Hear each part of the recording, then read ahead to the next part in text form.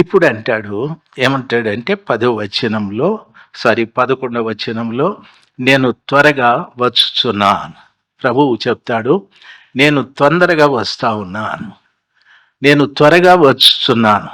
ఎవడును నీ కిరీటము అపహరింపకుండునట్లు నీకు కలిగిన దానిని గట్టిగా పట్టుకో అని అన్నాడు. నీ కిరీటము ఎవడు అపహరించకుండా నీకు కలిగిన దాన్ని గట్టిగా పట్టుకో. ఎందుకు అంటే నేను త్వరగా వచ్చుచున్నాను. ఎవరా మాట చెప్తున్నది? అందరు చెప్పాలి ఆ మాట. యేసయ్య చెప్తా ఉన్నాడు, నేను త్వరగా వచ్చుచున్నానని. దయచేసి వినాలి, బాగా గమనించాల్సింది. ఎవరైనా మీకు సంబంధించిన వాళ్ళు, మీ భర్తో మీ భార్యో బయట దేశంలో ఉద్యోగం కోసం వెళ్ళి వాళ్ళు చెప్తారు ఏమని, ఈ మార్చి 15వ తారీఖు నేను వస్తాను, నా ఫ్లైటు సాయంకాలం 6 గంటలకి, నేను మన ఊరు వచ్చేటప్పటికి 8 గంటలు అవుతుంది బెంగళూరుకి, కాబట్టి మీరు 9కి అంతా ఎయిర్పోర్ట్లో ఉంటే చాలు అంటే మీరు ఎన్ని గంటలకు పోతారు? సుష్మే నిద్రపోతాండవా? దుప్పటి ఒకటి మా బిడ్డకి, ఆసుపత్రి డ్యూటీలు ఎక్కువైపోయినాయి నీకు. దయచేసి వినాల్సింది, ఎన్ని గంటలకు పోతాం మనము? 6కే?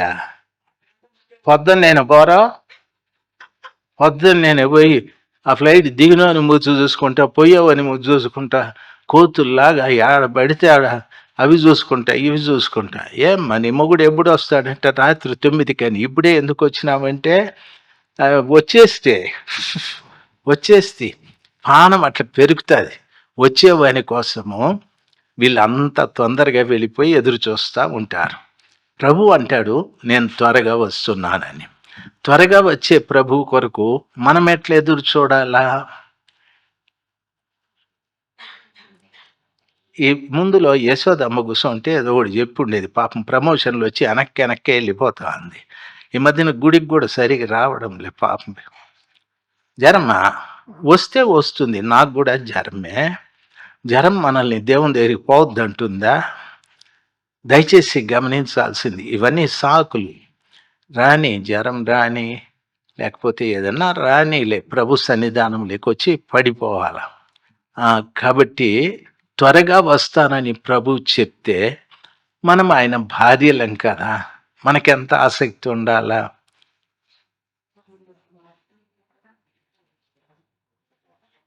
ఎవరు మాట్లాడరు ఏందండ్రా? మీరు ఏమంటారో తెలుసా? అసలు నేను ఆయన పెళ్ళాం అయితే కదా, ఆయన భార్య నువ్వు కాకపోతే సైతాను భార్య అయిపోతావు. ఎవరు భార్య అయిపోతావు? సైతాను భార్య అయిపోతావు. సైతాను భార్య అయితే మంచి నగిసిగా నిన్ను తయారు చేస్తాడు.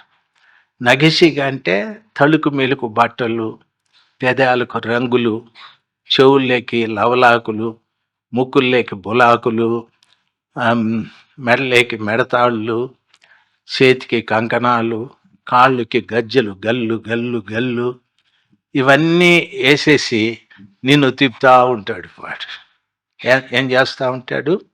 తిప్పుతూ ఉంటాడు. దయచేసి గమనించాల్సింది, యేసు ప్రభుల వారి బిడ్డలు ఎట్లుంటారంటే నిరాడంబరమైన జీవితం. ఎట్లుంటారు? ఆడంబరం లేని జీవితాలు వాళ్ళు జీవిస్తూ ఉంటారు. దేవుని పిల్లలు గమనించాల్సింది, ఏం బట్టలు ఎందుకంటే ఒళ్ళు కప్పుకోవటానికి, అంతేగాని మనము జిగుమిగిని పోతే ఎవడైనా మన మీద లైట్ వేస్తే కారోడో బస్సోడో అది రిఫ్లెక్ట్ అయ్యి ఆ పక్కోని కొట్టి వాడు నీకు గుద్ది వాడు ఇంకోనికి గుద్ది, ఈ చెమికి పనులన్నీ ఇవి ఉండవు. నిరాడంబర జీవితం. చెప్పండి, ఇంకోసారి చెప్పండి. ఆడంబరము సాతానునిది, నిరాడంబరము దేవునిది. కాబట్టి ప్రభు పిల్లలు ఎప్పుడు కూడా నిరాడంబరంగా ఉంటారు. మితము దేవునిది, అమితము సైతానుంది. కొంతమంది అమితముగా తింటారు, తినేసి అంటారు, పక్కోడు ఎగిరిపడి చచ్చేటట్టు అని అంటాడు. ఆ జీర్ణం కాలేదని. జీర్ణం కానంత ఎందుకు దొరకాల దాంట్లోకి? కాబట్టి అయ్యేంత వరకు తింటే చాలు. అంతేగాని జీర్ణం కాలేదు, జీర్ణమయ్యేదానికి ఏమేమి వాడతారు? పుర్రేనా? కూల్ డ్రింక్స్ ఏవో పౌలయ్య గారిని అడిగితే చెప్తాడు. కాబట్టి దయచేసి మితం మాట్లాడేది మితంగా ఉండాల, నిద్రపోయేది మితంగా ఉండాల, తినేది మితంగా ఉండాల. కొంతమంది దొర్లుతూ ఉంటారు మంచం మీద, పెద్ద పూడు బాములు దొరికినట్లు దొర్లుతూ ఉంటారు.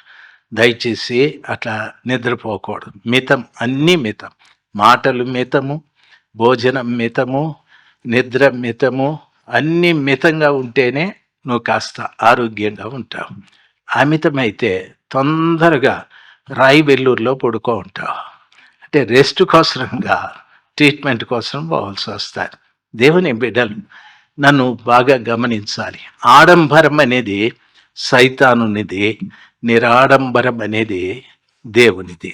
నేనెప్పుడు నిరాడంబరంగా జీవించాలి అనే మంచి మనసు ఉండాలి. ఎందుకంటే నేను త్వరగా వస్తున్నాను అని ప్రభులు వారు చెప్పారు. కాబట్టి త్వరగా వచ్చే ప్రభువు కొరకు నేను ఆయన పెళ్లి భార్యగా సిద్ధపడి ఆయన కొరకు నేను ఎదురు చూడాలి అనే మంచి ఆలోచన మనకు ఉండాలి.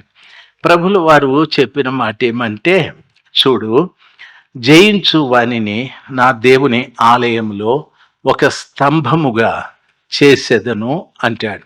జయించిన వానిని, పైన చెప్పిన విషయాలన్నిటిలో మనకు జయము కలిగితే దేవుని ఆలయంలో నిన్నొక స్తంభంగా చేస్తాను అని చెప్పాడు. బాగా వినాలి. మన మందిరానికి స్తంభాలు ఉన్నాయి. ఈ స్తంభాల మీద ఆ బీమ్స్ అన్నీ వేసినారు, దాని మీద రూఫ్ వేసుకున్నారు. ఇది వేసి చాలా సంవత్సరాలు అయిపోయాది, నిలబడింది.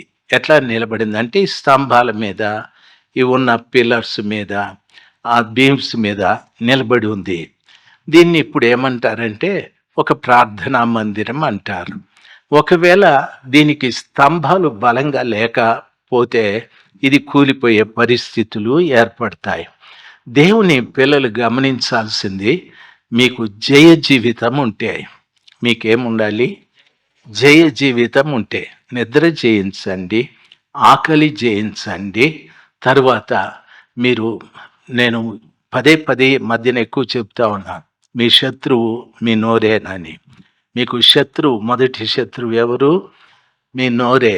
కాబట్టి ఏం మాట్లాడాలనో అదే మాట్లాడాల, అంతేగాని దయచేసి అది ఇది మాట్లాడద్దండి.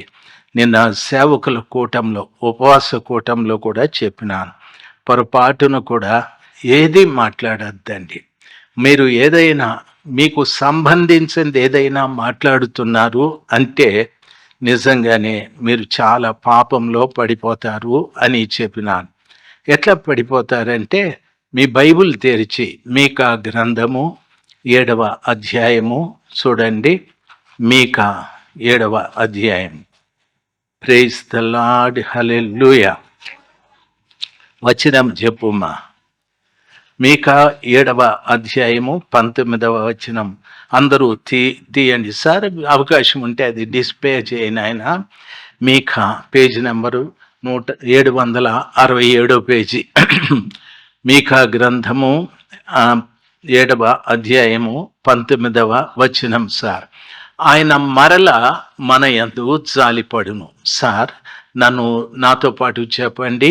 ఆయన మరల మన యందు జాలిపడును. ఒకసారి మన పట్ల జాలిపడ్డాడు, అయినా మరలా మనం వాక్యం పెట్టిన ఆయన మరలా మనం తప్పు చేస్తున్నాం. కాబట్టి ఆయన మరల మన యందు జాలిపడును అని చెప్పి మన దోషములను అణచివేయును, వారి పాపములన్నింటినీ సముద్ర అగాధములలో నీవు పడవేతువు అన్నాడు.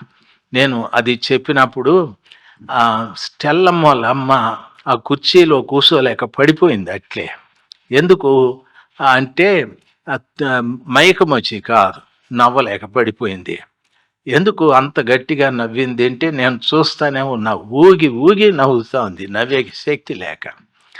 ఎందుకంటే ప్రభు ఏమంటాడంటే, వారి పాపములన్నింటినీ సముద్రపు అగాధములలో నీవు పడవేతువు అని అన్నాడు. యెషయా గ్రంథం ఆ వాక్యాన్ని అట్లే ఉంచుకోండి.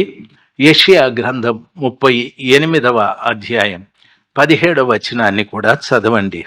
మిక్కుటమైన ఆయాసము నాకు నెమ్మది కలుగుటకు కారణమాయను. నీ ప్రేమ చేత నా ప్రాణమును నాశనమను గోతిలో నుండి విడిపించితివి. నీ వీపు వెనక తట్టు నా పాపములన్నీ నీవు పారవేసితివి. హల్లెలూయా. నీ ప్రేమ చేత నా ప్రాణమును నాశనమను గోతిలో నుండి విడిపించితివి. దేవుడు మనల్ని ప్రేమించి నాశనమను గోతిలో నుండి మనల్ని విడిపించాడు. తరువాత ఆయన అంటాడు, నీ నీ వీపు తట్టు, నీ వీపు వెనుక తట్టు నా పాపములన్నీ నీవు పారవేసితివి. దేవుడు అంటాడు, చూడండి, నీ వీపు వెనక తట్టు నా పాపములన్నీ పారవేసితివి. మన పాపాలన్నీ ప్రభు ఎక్కడ పారేసినాడు? ఎవరి ఎవరి వీపు వెనకాల? మన వీపు వెనకాల కాదు, ప్రభు వీపు వెనకాల పడేసుకున్నాడు. ప్రభు వీపు వెనకాల పడేసినాడు. చెప్పాల మీరంతాను, మన పాపాలన్నీ ప్రభు వీపు వెనకాల పడేశాడు. హల్లెలూయా అని చెప్పి వారి పాపములన్నింటినీ సముద్రపు అగాధములలో నీవు పడవేతువు అంటావు. వీపు వెనకలు ఏముందంటే సముద్రపు ఒక అగాధం ఉంది. అగాధం అంటే ఒక గ్లాసులో నీళ్లు పోస్తే నిండిపోతాయా లేదా? నిండిపోతాయి. ఒక కుండలో నీళ్లు పోస్తే నిండుతుందా లేదా? ఎందుకు నిండుతుంది? కింద అడుగుంది కాబట్టి. అగాధానికి అడుగు ఉండదు. నువ్వు ఎంతన్నా వేయి, అది పోతానే ఉంటుంది. ఇప్పుడు బైబిల్ చెప్తుంది, నా పాపాలన్నీ కూడా దేవుడు వీపు వెనక తట్టేసుకున్నాడు, నా పాపాలన్నీ అగాధంలో పడేసినాడని. నా పాపాల మూట ఆయన అగాధంలో పడేసినాడు. పౌలు పాపాల మూట అగాధంలో పడేసినాడు. జ్ఞాని పాపాల మూట అగాధంలో పడవేసినాడు. అవన్నీ పడేసినాడు. నీవెప్పుడు పడేసినాడంటే పౌలు చెప్తాడు, నేను ప్రభుని నమ్ముకునింది 2018 అన్నాడు అనుకో. 2018ని పౌలు పాపపు మూటని దేవుడు అగాధంలో పడేసాడు. జ్ఞాని, నువ్వు ఇప్పుడు నాయన ప్రభుని నమ్ముకునిందంటే నేను 2020 నాయన అంటాడు. అప్పుడు 2020లో జ్ఞాని పాపాల మూటని దేవుడు అగాధంలో పడేసినాడు. అగాధానికి ఏం లేదు, అడుగు లేదు, అంటే పోతానే ఉంది అని. 2018 నుండి ఇప్పుడు 2026 ఎన్ని సంవత్సరాలు అయింది? 8 సంవత్సరాలు అయింది. 8 సంవత్సరాలకి ఇప్పుడు నీటిలో ప్రయాణం చేసే ఓడని, ఆ ప్రయాణాన్ని ఏమంటారంటే నాటికల్ మైల్స్ అంటారు. అంటే అది సాఫీగా ప్రయాణం చేయదు, అలలు ఉంటాయి కాబట్టి ఇట్లా నాటికల్ మైల్స్ అంటారు. కాబట్టి ఒక ఓడ ప్రయాణం చేసేటప్పుడు గంటకి 10 మైళ్ళు లేక 11 మైళ్ళు, చాలా స్పీడ్ పోయిందంటే 12 మైళ్ళు పోతుంది అంతే. ఇప్పుడు సముద్రం లోపలికి వెళ్ళేటప్పుడు ఇంకొంచెం వేగంగా పోతుంది. 8 సంవత్సరాలు అయింది పౌలు గారి పాపాల మూట దేవుడు అగాధంలో పడేసి. గంటకి ఒక దినానికి ఎన్ని గంటలు? 24 గంటలు. ఓకే, 8 సంవత్సరాలు. ఒక సంవత్సరానికి ఎన్ని దినాలు? 365 దినాలు. 8 సంవత్సరాలంటే 365 ఇంటూ 8. ప్రవీణ్ ఎక్కడ? 365 ఇంటూ 8 ఎన్ని దినాలు?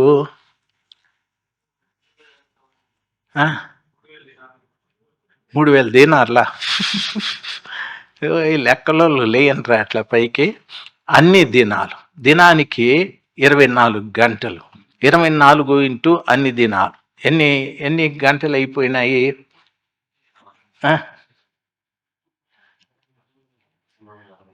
జీతాలు బాగా లెక్క పెట్టుకుంటారు, దినాలు బాగా లెక్క పెట్టుకుంటారు.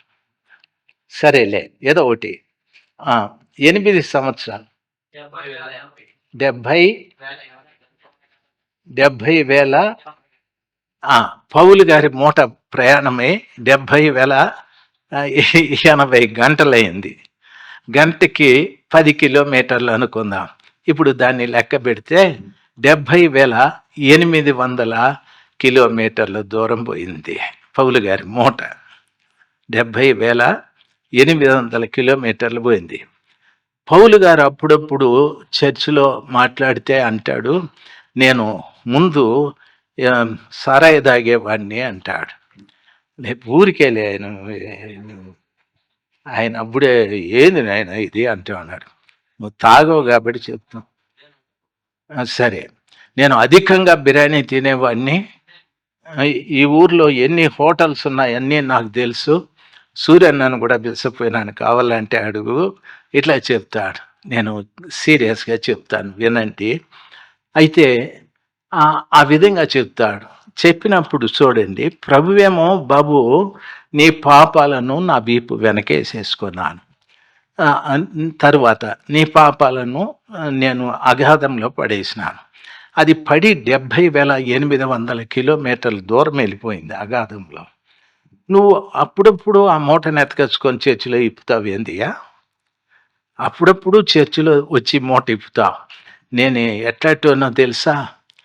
నేను బైబిల్ పట్టుకోకపోతే అప్పుడప్పుడు కోపపడినప్పుడు మీరంటారు, ఈ బైబిల్ నా చేతిలో లేకపోతే తెలుసు, నీ సంగతి తెలుసు అంటాడు. అంటే వీరికి కోపం ఇంకా ఉంది, వీనికి ఇంకా పగ ఉంది అంటాడు. నన్న క్షమిస్తాను కానీ ఈయన్ని క్షమించను అంటాడు. అంటే వీని మూట అప్పుడప్పుడు తెచ్చి ఇప్పుకుంటా ఉంటాడు. ఒరే బాగా వినాలి, నీ మూట నువ్వు విప్పుకుంటే ఇబ్బంది ఏమిలే.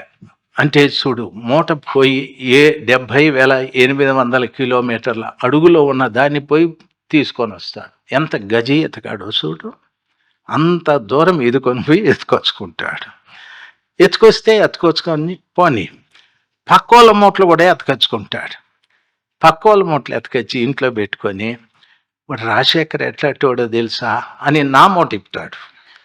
తర్వాత స్టెల్లం ఎట్లాంటిదో తెలుసా ఆ మూట ఇప్పుతాడు. విమలమ్మ ఎట్లాంటిదో తెలుసా ఆ మూట ఇప్పుతాడు. మా మూటలన్నీ వీళ్ళింట్లో ఉన్నాయి. దయచేసి గమనించాల్సింది, దేవుని పిల్లలు బాగా గమనించాలి. ప్రభు ఎందుకు ఆ మంచి మాట చెప్పాడు? నీ పాపాలను నా వీపు వెనకలేసుకున్నా. వీపు వెనకల ఇట్లా ఎదురుగా మనం నిలబడి వీపు వెనకలకి ఎవరు చూడగలరు అంటే చూడలేనంత పరిస్థితిలోకి నీ పాపాలు పడేసినాడు, అగాధంలో పడేసినాడు. ఎవడూ దాంట్లోకి పోయే ప్రసక్తి లేదు. ఆ విధంగా మనము ఎవరి గురించి అయినా మాట్లాడితే, ఎవరి గురించి అయినా చెడుగా చెప్తే, వాళ్ళ పాపాలు మూట ఎతకొచ్చి మన ఇంట్లో పెట్టుకున్నట్టు. ఎంత దరిద్రం చూడండి. డబ్బు పెట్టుకోండి, ఇబ్బంది లేదు. లేకపోతే మీరు ఇంకా ఏదన్నా సంపాదించిన ఆస్తిపాస్తులు పెట్టుకోండి, ఇబ్బంది లేదు. ఇతరుల పాపాలని దయచేసి మీ ఇంట్లో పెట్టుకోకండి.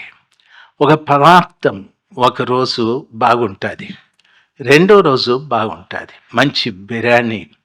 మూడో రోజు ఏమవుతుందంటే ఏమొస్తుంది? వాసన వస్తుంది. నాలుగో రోజు జాస్వా సార్ చెప్తాడు పురుగులు వస్తాయని. అయినా మనకు ఓవెన్ ఉందని వేడి చేసి తింటే పురుగులు పట్టినాయంటే బిర్యానీలో నుండినే పుట్టినాయి పురుగులు. కాబట్టి బిర్యానీనే తింటాయి. కాబట్టి నేను వీటిని తింటానంటే ధర్మాసుపత్రిలో ఏడాడు రంధ్రాలు ఉన్నాయని ట్యూబులు పెడతారు. దయచేసి గమనించాల్సి, అంత చెడ్డ వాసన, అంత చెడ్డ పరిస్థితి ఏర్పడుతుంది. దేవుని బిడ్డలు ప్రభు అంటాడు, నేను త్వరగా వస్తున్నాను. నేను ఎట్లా వస్తున్నాను? నీకుండే శక్తి కొంచెమే. ఆ కొంచెము శక్తితో నా వాక్యాన్ని గైకోను. నా మాటలు వినండి. నా మాటలు వింటే నేను నిన్ను ఎరుగుదును. ఎందుకు తెలుసుకుంటానని అంటాడో తెలుసా?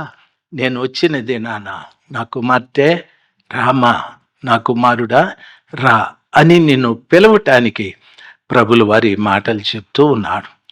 దయచేసి నీ పాపాలు గురించి ప్రభులు వారు ఎరిగి ఆయన అంటాడు మంచిగా, నేను అది అగాధంలో పడేసినాను బాబు, దాన్ని తిరిగి ఎందుకు తెచ్చుకుంటావు?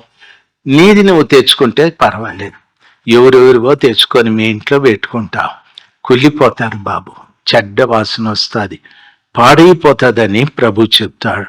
కాబట్టి దేవుని వాక్యంలో సెలవిచ్చిన రీతిగా ప్రభువు చెప్పిన మాట, నీ కిరీటమును నీకిచ్చిన దానిని ఎవ్వడు అపహరించకుండా గట్టిగా పట్టుకో అని చెప్పన్నాడు. నీకేమిచ్చాడో తెలుసా? ఆయన నీకు పాప క్షమాపణ ఇచ్చాడు, రక్షణ ఇచ్చాడు, ఆయన నీకు పరిశుద్ధాత్మను ఇచ్చాడు, ఆయన వాక్యం కూడా ఇచ్చాడు, పరిశుద్ధత కూడా నీకు ఇచ్చాడు, ఓ సహవాసం కూడా నీకు ఇచ్చాడు, ఓ సేవకుని కూడా నీకు ఇచ్చాడు. వీటన్నింటినీ గట్టిగా పట్టుకో అని చెప్పి అన్నాడు. వీటిని అన్నింటినీ గట్టిగా పట్టుకుంటే నీ కిరీటాన్ని కూడా నువ్వు గట్టిగా పట్టుకున్నట్లే. వీటిని వదిలిపెడితే నిన్ను దేవుని ఆలయంలో స్తంభంగా నిలబెట్టలేనని ప్రభు చెప్తాడు. కాబట్టి పరలోకంలో దేవుడు నన్ను ఒక స్తంభంగా నిలబెట్టాలి అంటే నాకు దేవుడు ఏమేమి ఇచ్చాడో వాటిని గట్టిగా పట్టుకుంటాను, ఇవ్వని దాన్ని నేను పూర్తిగా వదిలిపెడతాను అనే ఆ మంచి స్థితిలోకి మనము రావాలి. ప్రభువు ఎట్లా వస్తున్నాడు? త్వరగా వస్తున్నాడు. దయచేసి దేవుని బిడ్డలు వెకిలి మాటలు మానేయండి, పోకిరి చేష్టలు మానేయండి, అబద్ధాలు మానేయండి, ఇతరుల మీద ద్వేషాలు మానేయండి, ఇతరుల మీద పగ మానేయండి, అసూయలు మానేయండి. ఇవన్నీ కూడా సాతానుకు సంబంధించినటువంటి కార్యాలు. అవన్నీ మనం మానేస్తే మనకు దేవుడు ఏమేమి ఇచ్చాడో వాటిని గట్టిగా పట్టుకోవటానికి ప్రభు మనకు సహాయం చేస్తాడు. వాటిని గట్టిగా పట్టుకోవాలంటే మనకున్న శక్తి సరిపోదు. కాబట్టి దేవుని బిడ్డలు రోజు ఆయన సన్నిధానంలోకి వచ్చిన తర్వాత మనతో ప్రభు మాట్లాడే మాటలు ఆయన ముందే చెప్తాడు. ఆత్మ సంఘములతో చెప్పే మాటలు చెవి గలవాడు వినుగాక అని. ఇక్కడికి వచ్చిన తర్వాత దేవుని మాటలు వినటానికి చెవి లేని వ్యక్తిగా కూర్చోకండి, చెవి కలిగిన వ్యక్తిగా కూర్చొని జాగ్రత్తగా వినండి. ఇక్కడ ఎవరు నీ మీద నింద మోపేవాళ్ళు లేరు, ఇక్కడెవరు నేను గురించి చెడుగా చెప్పేవాళ్ళు లేరు, ఇక్కడెవరు నీ మీద వేలెత్తి చూపెట్టేవారు లేరు. దేవుడు ఒక్కడే. ఎందుకంటే ఆయన తొందరగా వస్తాడు. వచ్చినప్పుడు నిన్న ఆయన ఎరిగి ఉండేటట్లుగా ఆయనతో పాటు నిన్ను తీసుకువెళ్ళేటందుకు చెప్తున్న మాట, చెవి గలవాడు వినుగాక అని.